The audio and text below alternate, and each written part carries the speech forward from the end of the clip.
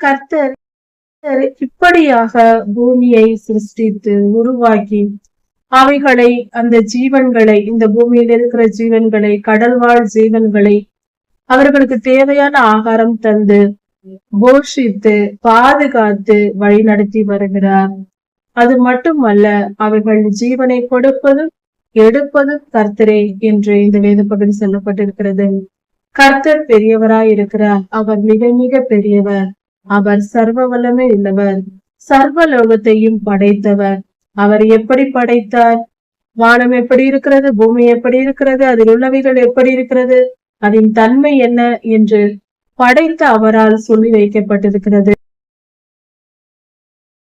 நம்முடைய பிதாவாகிய தேவனுடைய அன்பும் ஆண்டவராகிய இயேசு கிறிஸ்துவின் கிருபையும் சமாதானமும் உங்கள் அனைவரோடும் கூட என்றென்றைக்கும் இருப்பதாக.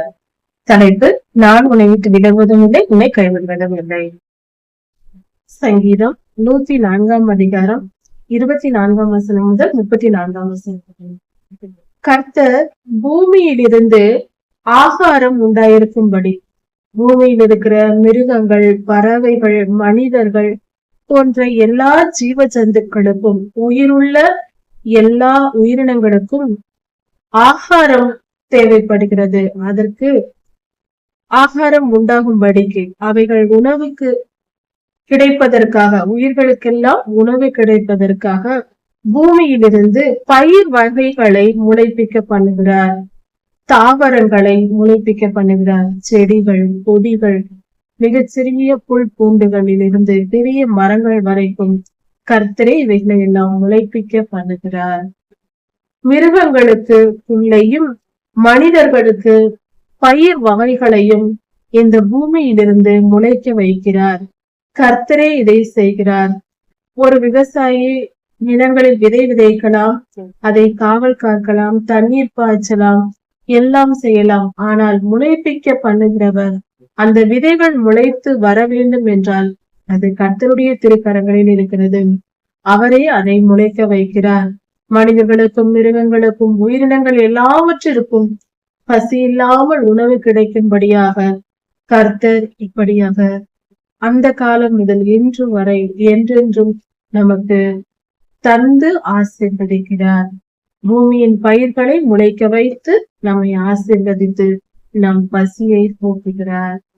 மனிதனுடைய இருதயத்தை மகிழ்ச்சியாக்கக்கூடிய திராட்சை ரசத்தை கர்த்தரே தருகிறார். திராட்சை பழங்கள் பழுத்து தொங்கும்படியாக, திராட்சை பழங்கள் முளைத்து நன்கு செடிகள் வளர்ந்து அது கனி தரும்படியாக கர்த்தரே செய்கிறார். அந்த திராட்சை பழங்கள் சாப்பிடும் பொழுது, திராட்சை ரசம் குடிக்கும் பொழுது நம்முடைய இருதயத்தில் களி உண்டாகிறது, சந்தோஷம் கிடைக்கும். அப்படிப்பட்ட திராட்சை ரசத்தை கர்த்தரே தருகிறார். முக கலையை உண்டு பண்ணும், முகம் கலையாக அழகாக இருக்கும்படியாக, ஒரு சந்தோஷமானதாக உற்சாகமானதாக இருக்கும்படியாக கர்த்தர் எண்ணெயை தருகிறார். எண்ணெய் வித்துக்களை நமக்கு முளைப்பிக்க பண்ணி அது விளைந்து வரும்படி செய்கிறார். எண்ணெய் எடுக்கக்கூடிய விதைகள், அந்த விதைகளை நமக்கு தருகிறார். பலவிதமான விதைகளிலிருந்து எண்ணெய் எடுக்கப்படுகிறது. பொதுவாக ஆலிவ் எண்ணெய் எடுக்கப்படுகிறது ஆலிவ் பழங்களில் இருந்து. நிலக்கடலை, எள் போன்ற பொருள்களிலிருந்து எண்ணெய் எடுக்கப்படுகிறது. தேங்காயிலிருந்து எண்ணெய் எடுக்கப்படுகிறது.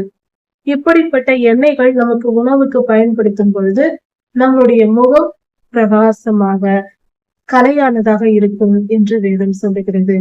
இப்படிப்பட்ட முகக்கலையை உண்டு பண்ணுகிற எண்ணெயை கர்த்தரே தருகிறார்.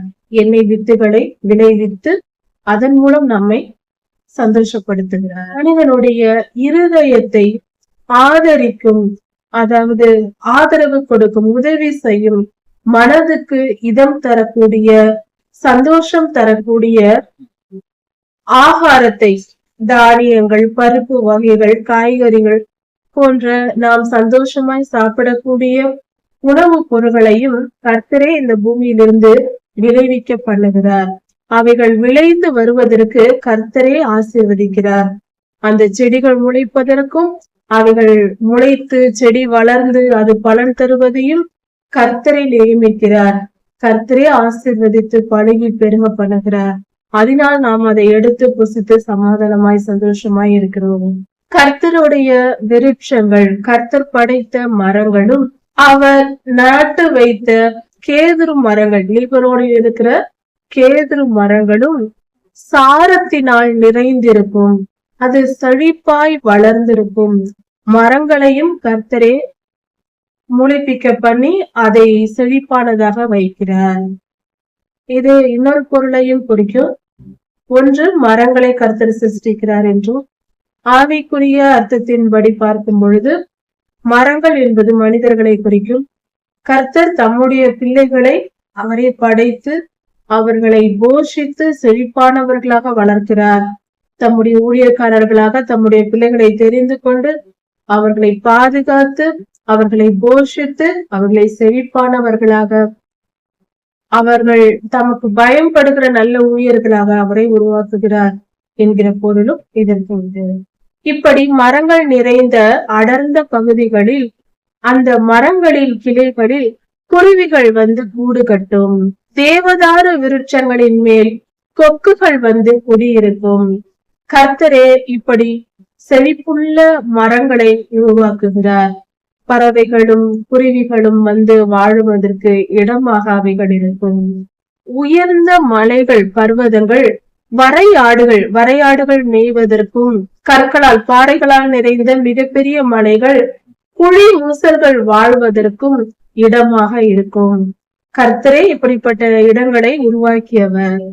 சந்திரனை, நிலாவை கால குறிப்புகளுக்காக படைத்தார். கால குறிப்புகளுக்காக கர்த்தர் நிலாவை படைத்திருக்கிறார். ஆதியாகமம் 1ஆம் அதிகாரத்தில் 4ஆம் நாள் சிருஷ்டிப்பில் சொல்லப்பட்டிருக்கிறது. கால குறிப்பு என்று சொல்லும்போது, நிலா ஒரு முறை பூமியை சுற்றி வருவதற்கு 29½ நாட்கள் ஆகும். அந்த கால பகுதியை ஒரு மாதம் என்று நாம் கணக்கிட வேண்டும். இதுவே சரியான மாத கணக்காய் இருக்கிறது.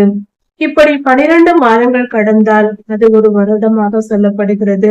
நிலாவை வைத்து கணக்கிடுகிற கணக்கீட்டு முறை என்பது இஸ்ரவேலர்கள் பின்பற்றுகிற சரியான முறையா இருக்கிறது.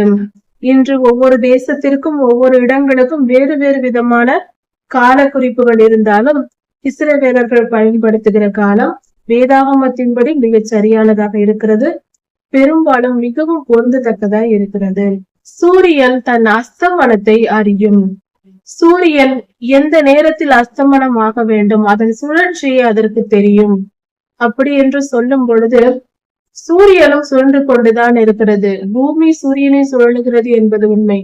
சூரியனும் சுழன்று கொண்டுதான் இருக்கிறது. இதையெல்லாம் இன்னும் சற்று ஆராய்ந்து நம் விஞ்ஞானம் வளர்ச்சியின் போது, இன்னும் விஞ்ஞானம் வளர்ந்து பலவித கண்டுபிடிப்புகள் நிகழும் போது இதையும் கண்டுபிடிக்கலாம். ஆனால் சூரியனும் தன் அஸ்தமனத்தை அறிந்து வைத்திருக்கிறது என்று சொல்லும் பொழுது அதன் முடிவு நாட்களை சூரியன் தெரிந்து வைத்திருக்கிறது என்றும் பொருள் கொள்ளலாம். அதாவது ஒரு நட்சத்திரங்களுக்கும் ஒரு வயது உண்டு, ஆயுள் காலம் உண்டு என்று சொல்வார்கள். அதுபோல சூரியனுடைய ஆயுட்காலம் அதற்கு தெரியும் என்று சொல்லலாம். ஒரு நட்சத்திரத்தை பார்த்து விஞ்ஞானிகள் இன்றும் கண்டுபிடித்து விடுவார்கள், இந்த நட்சத்திரத்திற்கு எவ்வளவு காலம் ஆயுள் இருக்கிறது என்று. சூரியனும் ஒரு நட்சத்திரம் தான். கர்த்தாவே, நீர் இருளுக்கு கட்டளை கொடுக்கிறீர், அப்பொழுது அது ராக்காலம் ஆகிறது. அந்த ராக்காலத்திலே சகல காட்டு மிருகங்களும் வெளியே சென்று இரை தேடும். பால சிங்கங்களும் தங்கள் இரையை தேடுகிற நேரமாக அது இருக்கிறது. அவைகள் வெளியே வந்து தன் இரைக்காக தேடி அலையும். தேவனால் தங்களுக்கு ஆகாரம் கிடைக்கும்படி அவைகள் தேடிக்கொண்டு இருக்கும். கர்த்தரையே நோக்கி அது நம்பிக்கொண்டிருக்கும். சூரியன் உதிக்கும் போது அவைகள் ஒதுங்கி போய் தங்கள் தாவரங்களில், தாங்கள் தங்குகிற இடங்களில் அந்த சிங்கங்கள் போய் படுத்து கொள்ளும். சூரியன் உதிக்கும் போது அவைகள் படுத்து கொள்ளும்.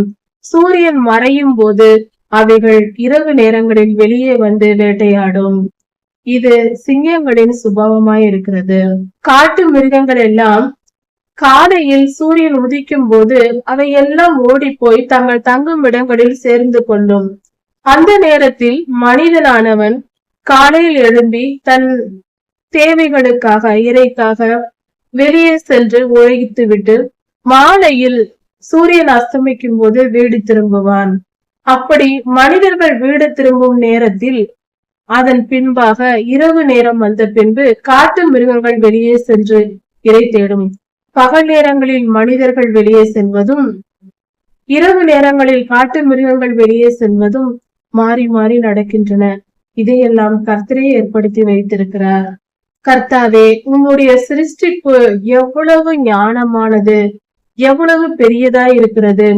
இப்படியாக மிருகங்களுக்காக ஒரு நேரமும், காட்டு மிருகங்கள் வாழ்வதற்கான நேரமும், மனிதர்கள் வாழ்வதற்கு அந்த நேரத்தையும் நீர் பிரித்து வைத்து ஒதுக்கி இருக்கிறீர். நீர் எவ்வளவு பெரியவராய் இருக்கிறீர். உம்முடைய ஞானம் எவ்வளவு பெரியது. பூமி உம்முடைய பொருள்களால், நீர் படைத்த பொருள்களால் நிரம்பி இருக்கிறது. கல்லும் மண்ணும் மலையும் மரமும் பறக்கிற பறவைகளும் பூச்சிகளும் புழுக்களும் மனிதனும் மிருகங்களும் காட்டு மிருகங்களும் நாட்டு மிருகங்களும் நீர்வாழ்வன என்று உம்மால் படைக்கப்பட்ட பொருள்களால் பூமி எங்கும் நிரம்பி இருக்கிறது சுவாமி. மிக பெரியதும் விஸ்தாரமும் ஆன மிக மிக பெரியதான கடலில் வாழ்கிற நீர் வாழ்வன எல்லாம், கடலில் வாழ்கிற ஜீவன்கள் எல்லாம் மிக திரளாய் இருக்கிறது, விதவிதமாய் இருக்கிறது. அவைகளால் கடல் நீர் நிரம்பி இருக்கிறது. அந்த பகுதிகளில் கப்பல்கள் ஓடும், கடல்களிலே கப்பல்கள் ஓடும். அதிலே விளையாடும்படி நீர் படைத்த திமிங்கலங்களும் அந்த கடல்களில் உண்டு.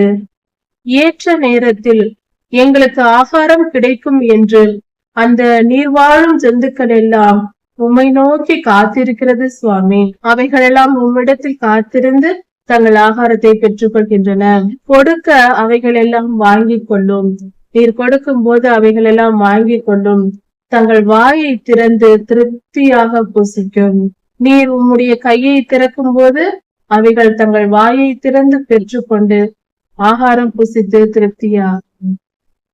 நீர் உமது முகத்தை மறைத்தால் அவைகள் திகைத்து போகும்.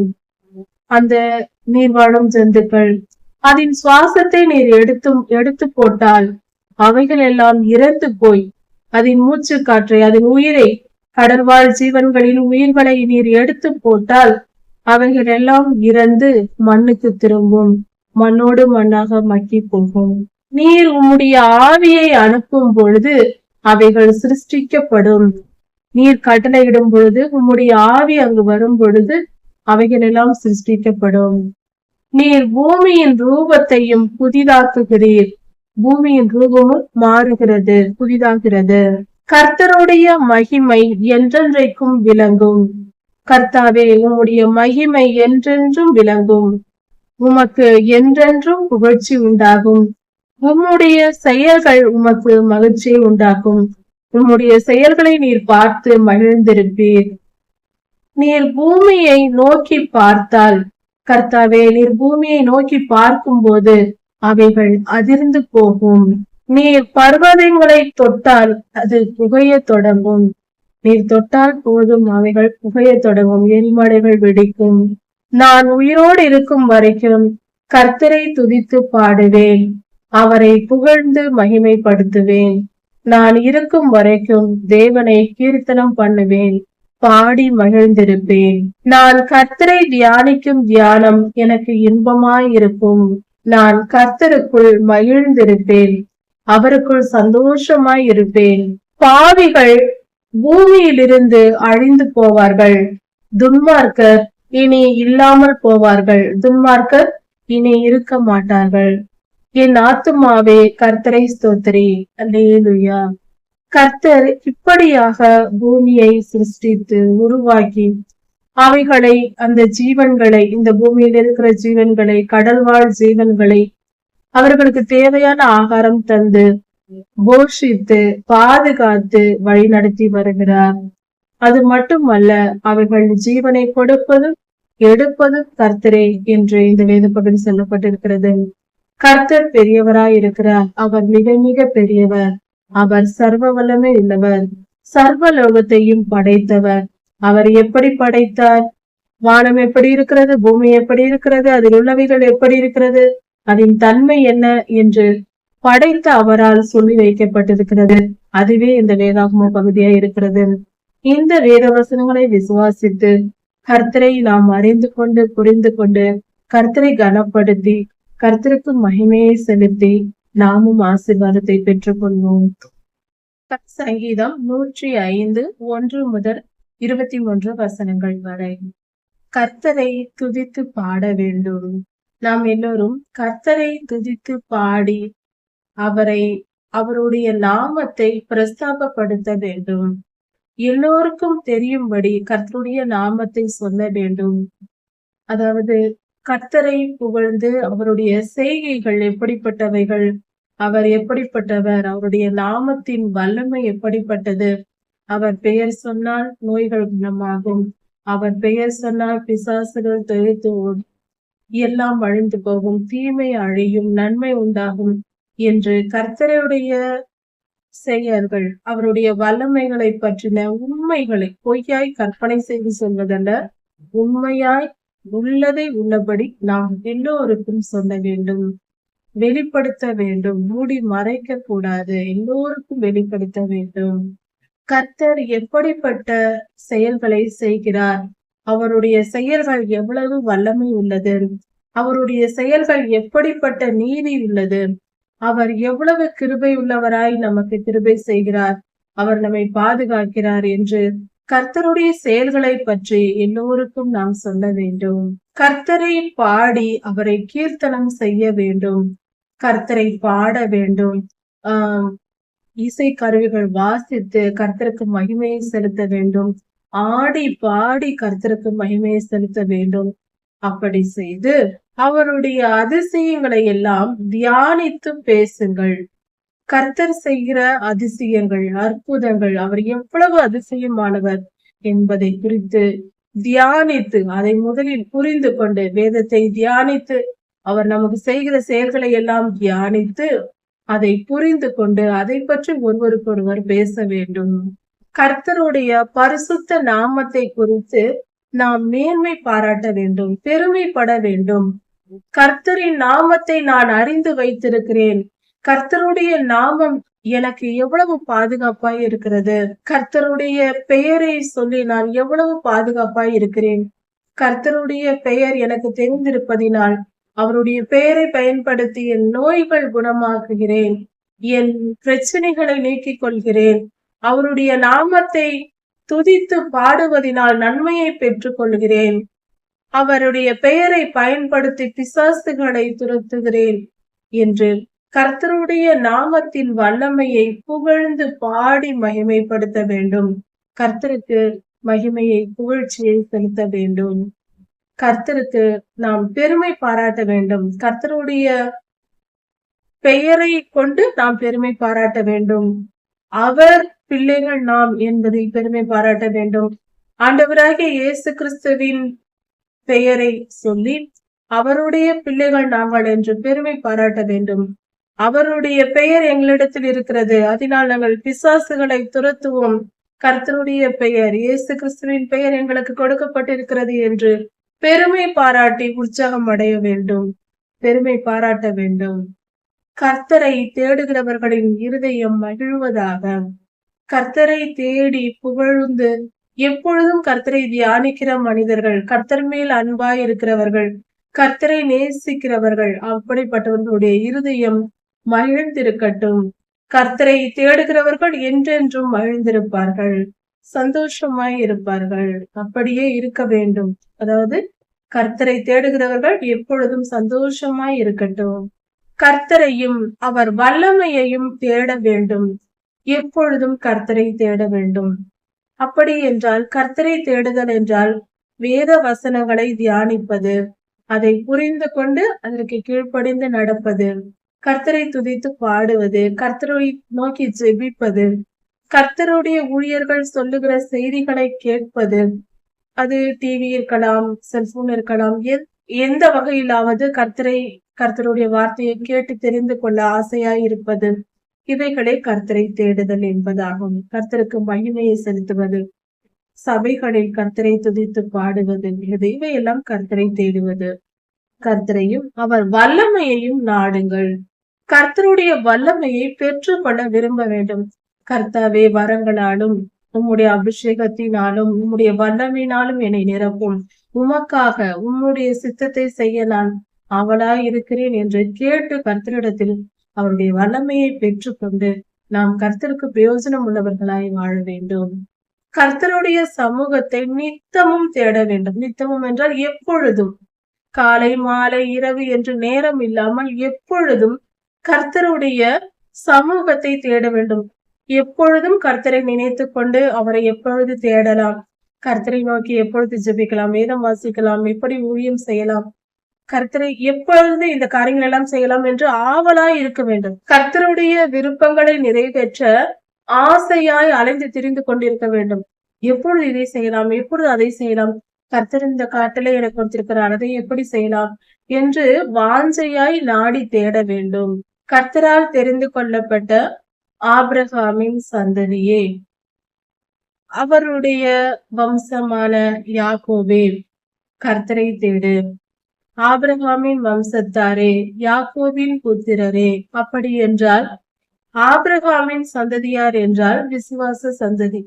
கர்த்தரை இயேசு கிறிஸ்துவை தெய்வம் என்று ஏற்றுக்கொண்ட ஒவ்வொருவரும், அதாவது அவர் ஒரே பேரான குமாரன், பிதாவாகிய தேவனுடைய ஒரே பேரான குமாரன் என்று ஏற்றுக்கொண்ட ஒவ்வொருவரும் ஆபிரகாமின் புத்திரர்கள். விசுவாசத்தின்படி ஆபிரகாமின் புத்திரர்கள். யாக்கோபின் சந்ததி என்றால் இஸ்ரவேல் வம்சத்தில் வருகிற 12 கோத்திரத்தார். இவர்கள் எல்லாரும் யாக்கோபின் சந்ததியார். இப்படி விசுவாசத்தினாலும் பிறப்பின்படியும் கர்த்தருடைய பிள்ளைகளாய் உண்மையாய் கர்த்தரை நேசிக்கிற ஒவ்வொருவரும், கர்த்தரை ஏற்றுக்கொண்ட ஒவ்வொருவரும் கர்த்தருடைய அதிசயங்களையும் அற்புதங்களையும் நியாய தீர்ப்புகளையும் நினைவு கூறுங்கள். அவர் எப்படியெல்லாம் அதிசயமான காரியங்களை செய்தார். இஸ்ரவேலரின் வனாந்திர பயணத்தில் அவர்கள் எகிப்தை விட்டு அழைத்து வரும் பொழுது அங்கு எப்படிப்பட்ட அற்புதங்களை செய்தார், அடையாளங்களை செய்தார். அடையாளங்களை செய்து எகிப்திலிருந்து புறப்பட பண்ணினார். வனாந்திர பயணத்தில் எப்படிப்பட்ட அற்புதங்களால் வானத்திலிருந்து மன்னாவை வரவழைத்து மேக ஸ்தம்பத்தாலும் அக்னி ஸ்தம்பத்தாலும் காப்பாற்றி மாறாவின் தண்ணீரை கொடுத்து இப்படியாக அவர்களை எல்லாவித ஆசீர்வாதத்தினாலும் நிரப்பி அவர்களை பாதுகாத்து கொண்டு வந்தார். இப்படிப்பட்ட அவருடைய அதிசயங்கள், அற்புதங்கள், அப்படி எல்லாவற்றையும் தியானிக்கும் போது இஸ்ரவேலர்கள் செய்த தவறுகள் இருக்கும் பொழுது, அவர்கள் பாவம் செய்த போது அவர்களுக்கு நியாய தீர்ப்புகளையும் கர்த்தர் கொடுத்தார். கர்த்தருடைய வார்த்தையை மீறி நடந்த பொழுது அவர்களுக்கு கொடுத்த நியாய தீர்ப்பு மற்றும் பலவிதமான நியாய தீர்ப்புகள் கொடுக்கப்பட்டது. அவைகளை எல்லாம் நினைத்து பாருங்கள். கர்த்தர் செய்த அற்புதங்கள், அடையாளங்கள், நியாய தீர்ப்புகள் கர்த்தருடைய வல்லமையை வெளிப்படுத்துவதாக இருக்கிறது. அவைகளை எல்லாம் நாம் தெரிந்து கொள்ள வேண்டும். அவைகளை குறித்து பேச வேண்டும், தியானிக்க வேண்டும். அவருடைய நியாய தீர்ப்புகள் பூமி எங்கும் விளங்கும். கர்த்தருடைய நியாய தீர்ப்புகள் பூமியில் எல்லா இடங்களிலும் விளங்கும். அப்படி என்றால் எல்லோருக்கும் தெரியும். பூமியில் இருக்கிற எல்லா பகுதிகளில், எல்லா தேசங்களில் இருக்கிறவர்களுக்கும் தெரியும், தெரிவிக்கப்படும். 1000 தலைமுறைக்கென்று அவர் வாக்கு கொடுத்திருக்கிறார். மோசே ஐயாவோடு சீனாய் மலையில் கர்த்தர் உடன்படிக்கை செய்த பொழுது இஸ்ரவேல் ஜனங்கள் எல்லோரையும் அழைத்து கர்த்தர் தம்முடைய திருவாக்கினால் அவர் உடன்படிக்கை செய்தார். என் கட்டளைகளையும் கற்பனைகளையும் நீங்கள் கைக்கொண்டு நடந்தால் 1000 தலைமுறைக்கு நான் உங்களுக்கு இரக்கம் செய்வேன் என்று வாக்கு கொடுத்தார். அன்று அவர் கொடுத்த வாக்கையும் ஆபிரகாம் ஐயாவோட கர்த்தர் உடன்படிக்கை செய்தார். அதாவது கர்த்தர் ஆபிரகாம் ஐயாவை அழைத்து பலி கொடுக்க சொல்லி, அந்தகாரத்தின் மத்தியில் அந்த காளை மாடுகளை பலி கொடுக்க சொல்லி, அந்த அக்கினியின் நடுவே, இருள் சூழ்ந்த மந்தாரத்தின் நடுவே கர்த்தர் ஆபிரகாம் ஐயாவோடு உடன்படிக்கை செய்தார். பின்பு ஈசாக்குக்கு கர்த்தர் உடன்படிக்கை செய்தார். ஈசாக்குக்கு 2 பிள்ளைகள் பிறந்தார்கள், ஏசா, யாக்கோபு என்று. யாக்கோபை நான் ஆசீர்வதிப்பேன். யாக்கோபு என்பது இஸ்ரவேல் என்பவரின் பெயராயிருக்கிறது. அப்படிப்பட்ட இஸ்ரவேலை கர்த்தர் ஆசீர்வதித்தார். இப்படியாக கர்த்தர் ஆபிரகாமுக்கு செய்த உடன்படிக்கையையும், மோசேயாவுக்கு செய்த உடன்படிக்கையையும், ஈசாக்குக்கு கொடுத்த உடன்படிக்கையையும் நினைவு கூறுகிறார். அவர் எதையும் மறப்பதில்லை. அவர்களுக்கு நம் முன்னோர்களான நம்முடைய முற்பிதாக்களான இவர்களுக்கு செய்த உடன்படிக்கை நினைவு கூர்ந்து இன்று வரை கிறிஸ்தவர்கள் எண்ணப்படுகிற நம் மத்தியில் கர்த்தர் நம்மை ஆசீர்வதித்து பாதுகாத்து வருகிறார். அன்று அவர்களோடு செய்த உடன்படிக்கையையும் வாக்கையும் நினைத்து இன்று நம்மை பாதுகாத்து நமக்கு கிருபை செய்து இரக்கம் பாராட்டி அன்பு கூர்ந்து நாம் செய்யும் அக்கிரமங்களை எல்லாம் பொறுத்து நாம் மனம் திரும்புவதற்கு வாய்ப்பு கொடுத்து கொண்டிருக்கிறார். கர்த்தர் கொடுக்கும் வாய்ப்பாக இந்த நாட்கள் இருக்கிறது. அதை நாம் சரியாக பயன்படுத்தி கொள்ளும் பொழுது, நாம் மனம் திரும்பும் போது கர்த்தருடைய ஆசீர்வாதத்தை பெற்றுக்கொண்டு நித்திய ஜீவனையும் அடையலாம். இதை நாம் புரிந்து கொண்டு நடக்க வேண்டியது மிகவும் அவசியம். மனம் திரும்புதல் அவசியம். பாவத்தை நாம் அறிக்கை செய்து விட்டுவிட வேண்டும். விட்டுவிட வேண்டும். அதுவே முக்கியமானதா இருக்கிறது. விட்டுவிட வேண்டும். அதை தொடர்ந்து செய்து கொண்டிருக்க கூடாது. எவ்வித பாவமாய் இருந்தாலும் அவைகளை விட்டுவிட வேண்டும். எது பாவம் என்றால் கர்த்தருடைய வார்த்தைகளை மீறுவதே பாவம். 10 கட்டளைகளை மீறுவதே பாவம். கர்த்தருடைய மலை உபதேசத்தை பின்பற்றாமல் இருப்பது, கர்த்தருடைய அந்த வார்த்தைகளை மீறி நடப்பதே பாவம். இந்த மத்தேயு 5, 6, 7 அதிகாரங்களில் கொடுக்கப்பட்டிருக்கிற மலை உபதேசத்தையும் யாத்திராகமம் 20ஆம் அதிகாரத்தில் கொடுக்கப்பட்டிருக்கிற 10 கட்டளைகளையும் கை கொண்டு நடந்தால் நாம் பரிசுத்தமாய் வாழலாம். சுருக்கமாக நாம் அதை படிக்கும் பொழுது புரிந்து கொள்ளலாம். விவரமாக படித்து புரிந்து கொள்ள வேண்டும் என்றால் வேதாகமம் முழுவதும் அதை தான் சொல்லி இருக்கிறது. வேதாகமம் பைபிள் முழுவதையும் படித்து பார்க்கும் பொழுது இதை விளக்கமாக புரிந்து கொள்ளலாம், தெளிவடையலாம். இப்படியாக கர்த்தர் மோசேக்கும் ஆபிரகாம் ஐயாவுக்கும் யாக்கோபுக்கும் செய்த, ஈசாக்குக்கும் செய்த அந்த உடன்படிக்கையையும் வாக்கையும் நினைவு கூர்ந்து இப்பொழுது யாக்கோபுக்கு அதை நியாய பிரமாணமாகவும் இஸ்ரவேலராகிய நமக்கு கர்த்தருடைய ஆபிரகாம் ஐயாவின் சந்ததியாக விசுவாசத்தின் சந்ததியாகிய கிறிஸ்தவர்களுக்கு நித்திய உடன்படிக்கையாகவும் அதை ஏற்படுத்தி இருக்கிறார். உடன்படிக்கை என்றால் நீ இதை செய்தால் நான் இதை செய்வேன் என்று ஒப்புக்கொள்வது. கர்த்தருடைய வசனங்களின்படி நாம் நடந்தால்தான் நித்திய ஜீவனை பிரவேசிக்க முடியும். இதுவே உடன்படிக்கை. நித்திய உடன்படிக்கை என்பது நிரந்தரமான மாறாத உடன்படிக்கையா இருக்கிறது. மலை உபதேசத்தையும் 10 கட்டளைகளையும் கடைபிடித்து வேதத்தில் இருக்கிற வசனங்களின்படியே எல்லா வசனங்களையும் கை கொண்டு நடக்கும் பொழுது கர்த்தருடைய ராஜ்யத்தை நாம் சுதந்திரித்துக் கொள்ள முடியும். அப்படி கை கொண்டு நடக்க முடியாது என்று யாராவது சொன்னால் அது தெரியாமல் சொல்வது. அது சுலபமானது, மிக மிக சுலபமானது. ஒரே ஒரு காரியம்தான், மனிதனுடைய மனம் எதில் அதிக ஆர்வம் இருக்கிறதோ, யாராவது ஒருவர் மேல் அன்பு வைத்து விட்டால் நாம் எதையும் அவர்களுக்காக செய்வோம். அது போல உண்மையாய் கர்த்தரை நேசித்தால் அவருடைய வசனங்களை கை கொள்வது மிகவும் சுலபம்.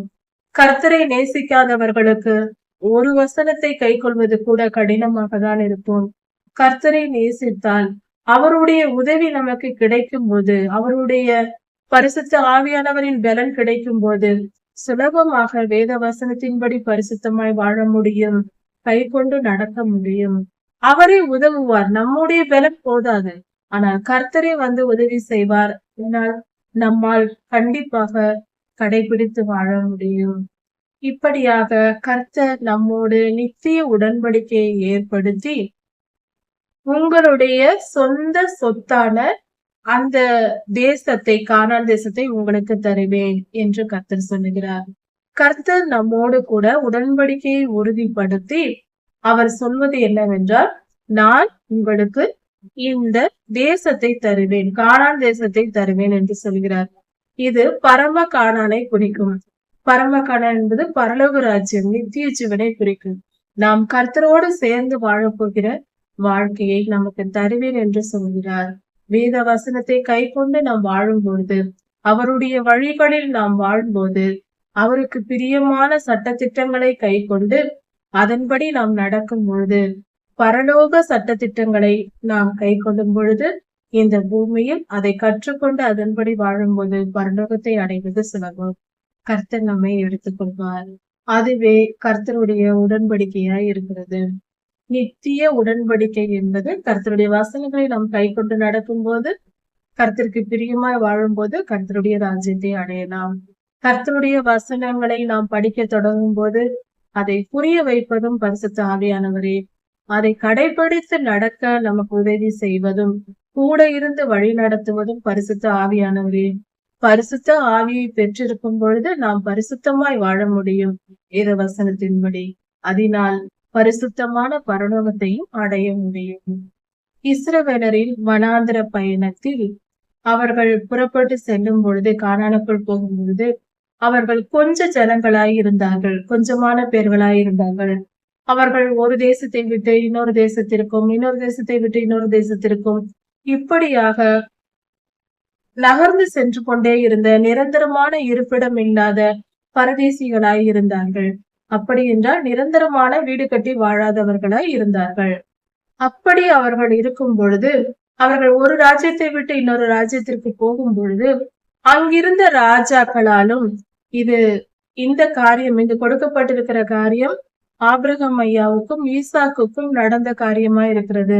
அவர்கள் வெளி தேசத்தில் போய் இருக்கும் போது சாராள் அம்மாவையும் ரெபேக்கா அம்மாவையும் வேறு ராஜாக்கள் பிடித்து கொண்டு போய் விடுவார்கள். அப்பொழுது அவர்களை கர்த்தர் காப்பாற்றுவார். அந்த ராஜாக்களோடு கனவுகளில் பேசி இப்படியாக அவர்களை காப்பாற்றுவார். அது போல அவர்கள் கொஞ்சமான பேர்களாய் பலமில்லாதவர்களாய் இருக்கும் பொழுது அவர்களை பாதுகாத்து அந்த ராஜாக்களோடு பேசி, என்னால் அபிஷேகம் பண்ணப்பட்ட ஜனங்கள் இவர்கள், என்னுடைய தீர்க்கதரிசிகள் இவர்கள், இவர்களை நீ எந்த துன்பமும் செய்யக்கூடாது என்று அந்த ராஜாக்களை கண்டித்து அவர்களை கர்த்தருடைய பிள்ளைகளான ஆபிரகாம் ஐயாவையும் ஈசாக்கையும் கர்த்தர் காப்பாற்றினார். இப்படியாக அவர் வல்லமையோடு தம்மால் தெரிந்து கொள்ளப்பட்ட தம்முடைய பிள்ளைகளை அழைத்து வந்தார். அந்த ராஜாக்களோடு கர்த்தர், என்னால் அபிஷேகம் பண்ணப்பட்டவர்களை நீங்கள் தொடக்கூடாது என்று கட்டளை கொடுத்தார்.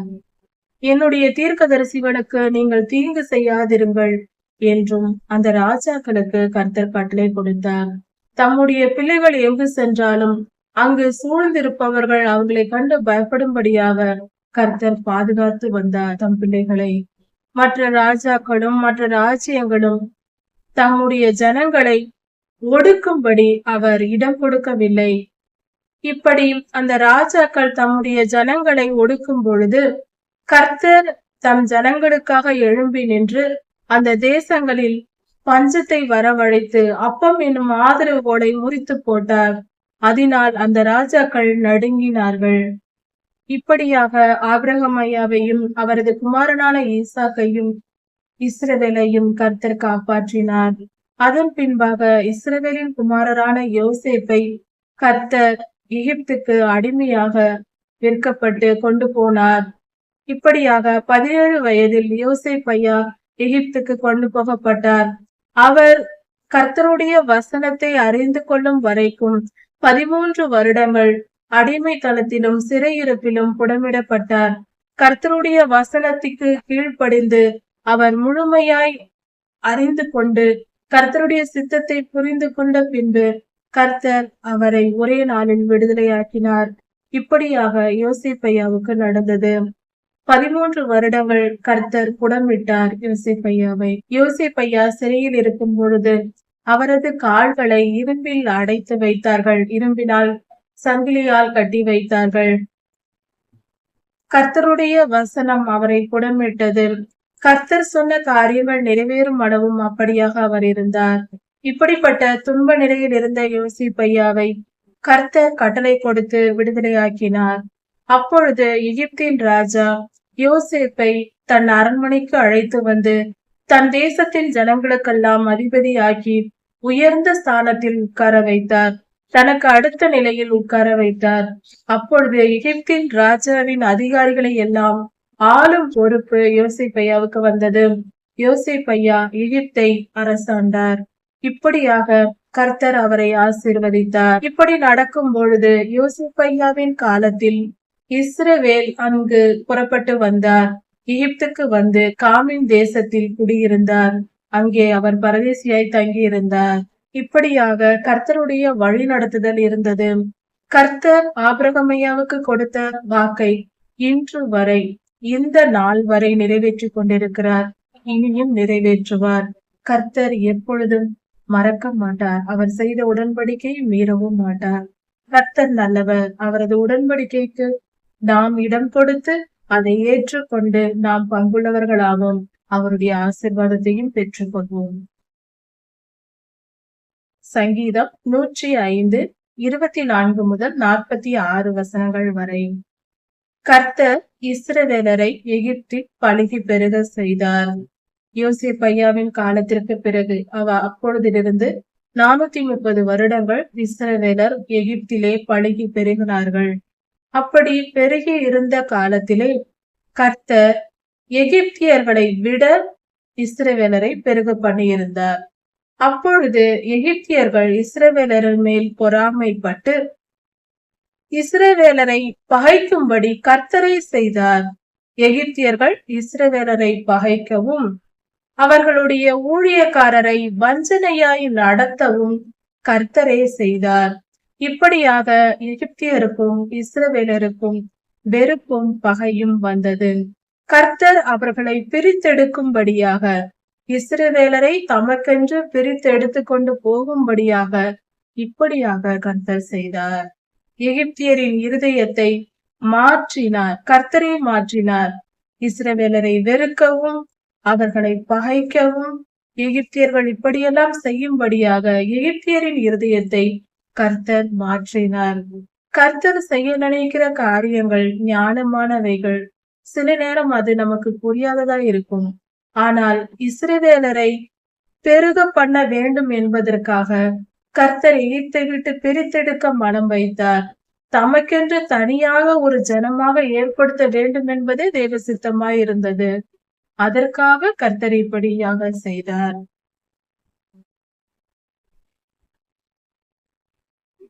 அப்படி செய்யாவிட்டால் இஸ்ரவேலர்கள் எகிப்தியரோடு பெண் கொண்டு பெண் கொடுத்து விக்கிரக ஆராதனை எல்லாம் செய்து கொண்டிருந்தார்கள். இப்படிப்பட்ட நிலையில்தான் கர்த்தர் இந்த காரியத்தை செய்தார். அவர்களை பிரித்து கொண்டு அவர்களை மனம் திரும்ப பண்ணி தமக்கென்ற ஜனமாக தெரிந்து கொள்ளும்படியாக மீட்கும்படியாக கர்த்தர் இந்த காரியங்களை செய்தார். பின்பு கர்த்தர் தம்முடைய தாசனாகிய மோசேயையும் தம்மால் தெரிந்து கொள்ளப்பட்ட ஆரோனையும் அனுப்பினார். இவர்கள் இருவரும் எகிப்தியரோடு சென்று எகிப்தின் ராஜாவோடு பேசினார்கள், இஸ்ரவேலரை விடுதலையாக்கும்படியாக. மோசே ஐயாவும் ஆரோனும் எகிப்திலே கர்த்தருடைய அடையாளங்களையும் காமின் தேசத்திலே அற்புதங்களையும் செய்தார்கள். இஸ்ரவேலருக்கு சாதகமாக அவர்களை அழைத்து வரும்படி கர்த்தருடைய வார்த்தை இதுதான் என்று நிரூபிக்கும்படியாக இப்படி அற்புதங்களையும் அடையாளங்களையும் கர்த்தர் செய்து அவர்களை மீட்டு கொள்ளும்படியாக மோசேயாவையும் ஆரோனையும் அனுப்பினார். அவர்களும் கர்த்தரிட்ட கட்டளையை அப்படியே இருவரும் செய்தார்கள். பின்பு கர்த்தர் எகிப்திலே இருளை அனுப்பினார். இருளை அனுப்பி அந்தகாரத்தை ஏற்படுத்தினார். வானத்தில் அவர்கள் மேகங்களின் மத்தியில் வானத்தில் அவர்களுக்கு திடீரென்று இருள் தோன்றியது. எகிப்திலே 3 நாட்கள் இருளாய் இருந்தது. அந்தகாரம் வந்தது. வெளிச்சமே இல்லை. சூரிய வெளிச்சமே இல்லாமல் போனது. இப்படியாக அற்புத அடையாளங்களை கர்த்தர் செய்து காட்டினார். எகிப்தியர்களும் இஸ்ரவேலர்களும் விசுவாசிக்கும்படியாகவே இந்த காரியங்களை கர்த்தர் செய்தார். கர்த்தருடைய வார்த்தைகளை எதிர்ப்பார் இல்லை. கர்த்தர் என்ன சொன்னாரோ அதை செய்தார். அதை எதிர்த்து பேசவும் அதற்கு விரோதமாய் செய்யவும் அங்கு யாரும் ஆள் இல்லை. கர்த்தர் சர்வபலமே உள்ளவர். ஆமேன். அல்லேலூயா. பின்பு கர்த்தர் அங்கிருந்த தண்ணீர்களை, ஆறுகள், குளங்கள், ஏரிகள் போன்றவைகளை, நீர்நிலைகளை இரத்தமாக மாற்றினார். அப்படி கர்த்தர் இரத்தமாக மாற்றியதும் அதில் இருக்கிற ஜீவ ஜந்துக்கள், மீன்கள் எல்லாம் செத்து மிதந்தன. இப்படியும் கர்த்தர் அற்புத அடையாளங்களை செய்து காட்டினார். எகிப்தில் இருந்த இஸ்ரவேலரும் எகிப்தியரும் அறிந்து கொள்ளும்படியாக கர்த்தருடைய வல்லமை விளங்கிற்று. அவர்களுடைய தேசம், எகிப்து தேசம் எங்கும் திரளான தவளைகள் வந்தன. திரளாய் தவளைகள் பெருகிற்று. ராஜாக்களுடைய அறை வீடுகளிலும் அவைகள் பிரவேசித்தது. அங்கும் கூட நுழைந்தது.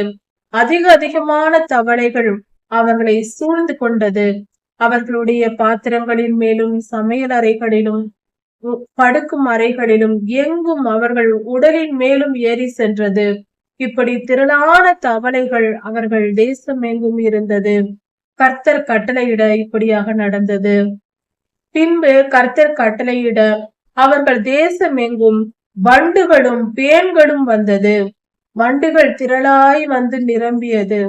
பேன்களாலும் மிருகங்களும் மனிதர்களும் மிகவும் துன்பப்பட்டார்கள். இப்படியாக கர்த்தர் வாதைகளை அனுப்பி தம்முடைய வல்லமையை நிரூபித்தார். அதை பார்த்து ஜனங்கள் அதிர்ந்தார்கள். பின்பு கர்த்தர் அந்த தேசத்தில் பெய்கிற மழையை கல்மழை ஆக்கினார். கல்மழையை பெய்ய பண்ணினார். கற்கள் வந்து விழுந்தன. மழை பெய்வது போல கற்கள் வந்து விழுந்தன. அங்கு அக்கினி ஜுவாலையாக ஜுவாலித்து எரிந்தது. வானத்திலிருந்து கொட்டியது. இப்படியாக கர்த்தர் அற்புதத்தை செய்து காட்டினார்.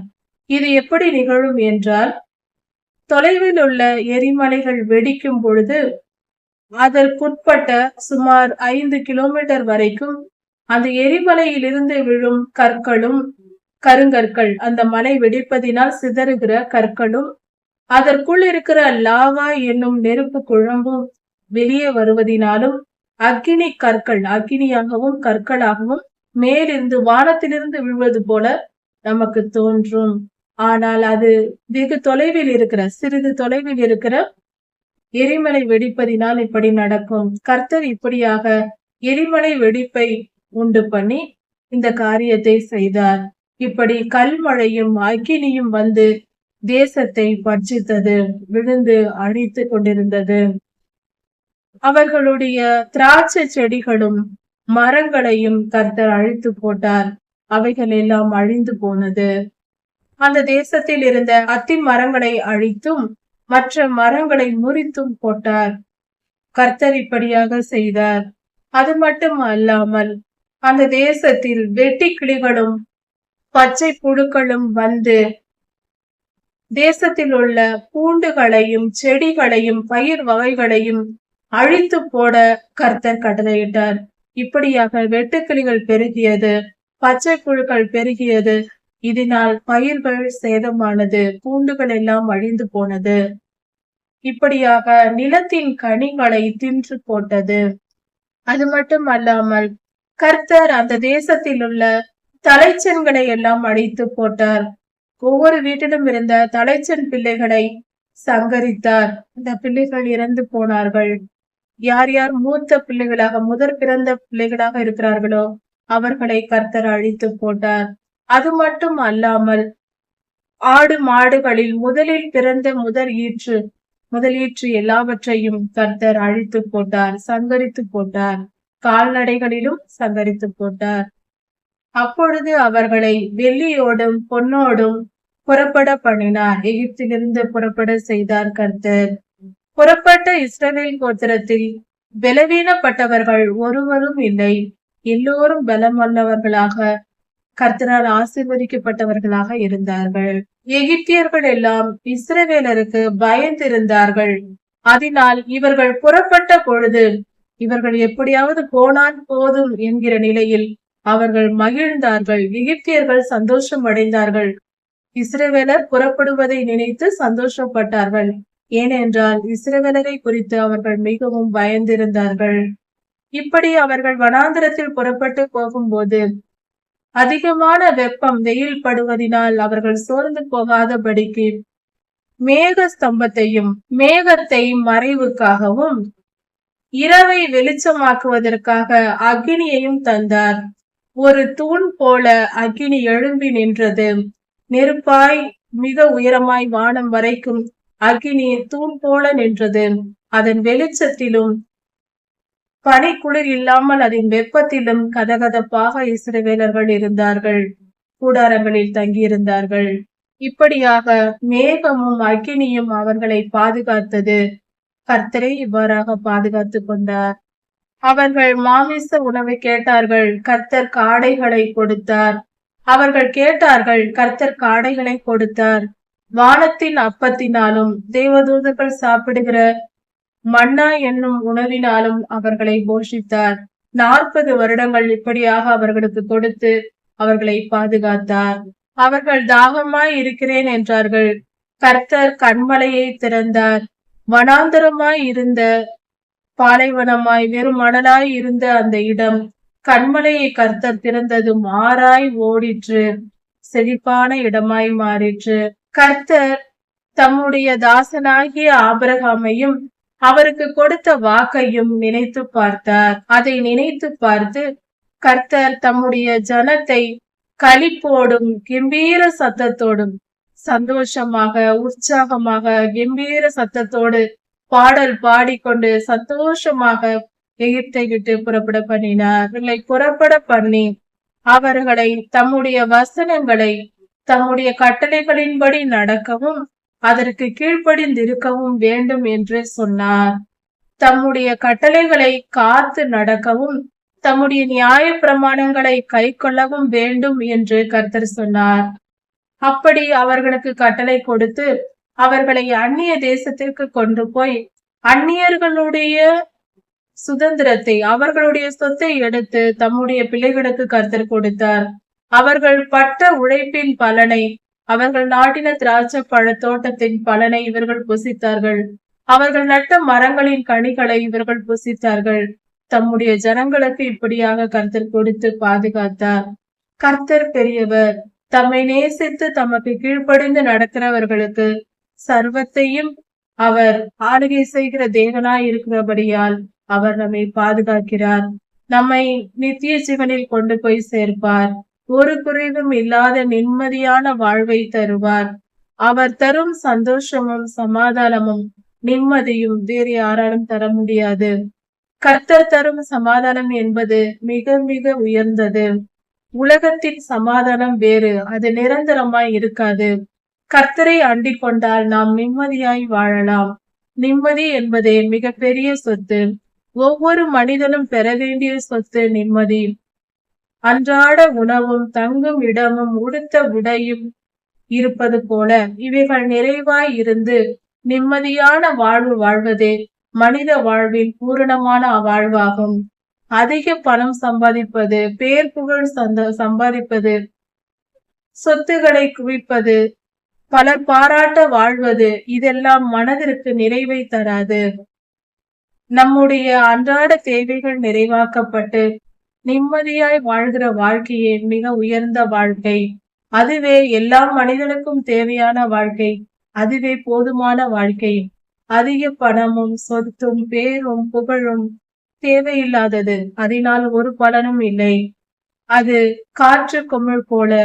அதிகமான பணம் பரிசுத்தமாய் வாழ்ந்து வாழ்க்கையிலும் நிலையானதல்ல. இன்று போற்றுவார் நாளை மனித வாழ்க்கையில் புரிந்து கொள்ள வேண்டும். கர்த்தருடைய கட்டளைக்கு மயங்காமல் பணம் பொருள்படுத்தி பரிசுத்த மயங்காமல் பயந்து வாழ்ந்து நித்திய ஜீவனை அடைவதே வெற்றியுள்ள வாழ்க்கையாயிருக்கிறது. வாழ்வின் வெற்றி என்பது நித்திய ஜீவனை பெறுவதே. அதற்கான வழி கர்த்தருடைய வழி. கர்த்தருடைய கட்டளைகளையும் கற்பனைகளையும் கை கொண்டு தினந்தோறும் வேதத்தை தியானித்து 1ஆம் சங்கீதத்தில் சொல்லப்பட்டிருப்பது போல இரவும் பகலும் கர்த்தருடைய வார்த்தையை தியானித்து வாழ்ந்து பரிசுத்தமாய் கர்த்தருடைய சன்னதி சேர்வோம். வாழ்க்கையில் வெற்றியை பெறுவோம். உண்மையான வெற்றியை பெறுவோம். மற்ற எந்த வெற்றியும் நிரந்தரம் அல்ல, நிச்சயம் அல்ல, நான் பிரயோஜனமும் அல்ல. கர்த்தர் உங்களை ஆசீர்வதிப்பாராக. இதன் தொடர்ச்சி அடுத்த செய்தியில் பார்க்கலாம். மாரநாதம்.